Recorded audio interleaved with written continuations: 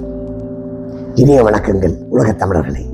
சமீபத்தில் மறைஞ்ச கத்தோலிக்க மதத்தினுடைய குருபார் தலைவர் எளிய வாழ்க்கை வாழ்ந்தவர். வாடிகன் நகர்ல பெரிய குடியிருப்புல பெரிய சம்பளத்துல வாழக்கூடிய ஒரு தகுதி படைத்தவர். ஆனா அவர் வாழலைங்க. நம்ம அப்துல் கலாம் ஐயா மாதிரி பெரிய ஜனாதிபதி மாளிகை, ஆடம்பரமிக்க மாளிகையா இருந்தா கூட ஒரு எளிய வாழ்க்கை வாழ்ந்தவர் மாதிரி நம்ம ஜான் போப் அவர்களும் வாழ்ந்திருக்காங்க. சாதாரண காலணிகள், அவருக்குன்னு தனியான ஊழியர்கள் கிடையாது. மனிதர்கள், தெய்வங்கள் வாழ்ந்திருக்காங்க அப்படிங்கிறதுக்கு உதாரணம் நாமும் வாழும் காலத்திலேயே அவங்களும் வாழ்ந்திருக்காங்கன்றது ரொம்ப சந்தோஷமா இருக்கு, மனசு மகிழ்ச்சியா இருக்கு. ஆனால் அவருடைய எளிய வாழ்க்கையை நாம வாழணும்.